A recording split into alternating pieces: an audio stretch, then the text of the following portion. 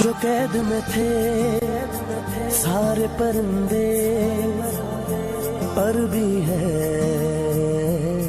یہ بھول گئے. دوستو جذبہ اور جنون اس کو کہتے ہیں. یہ جو آپ کو عمران خان نظر آ رہا ہے یہ عمران خان نہیں بلکہ اس کے مجسمے بنائے گئے ہیں. یہ بھائی جو آپ کو ویڈیو میں نظر آ رہا ہے اس نے عمران خان سے محبت کے اظہار میں یہ مجسمے بنائے ہیں. یہ بھائی کہتا ہے کہ ہر انسان کی ایک محبت کا اظہار ہوتا ہے. اللہ تعالیٰ نے میرے ہاتھ میں یہ ہنر رکھا تھا تو میں نے اپنے محبت کے اظہار میں عمران خان کے لیے یہ مجسمے بنائے ہیں جو میں پرسنلی طور پر اس کو گفٹ کرنا چاہتا ہوں. میں نے اور میری ٹیم نے 3 مہینے خوب محنت کی اور یہ 3 مجسمے بنائے.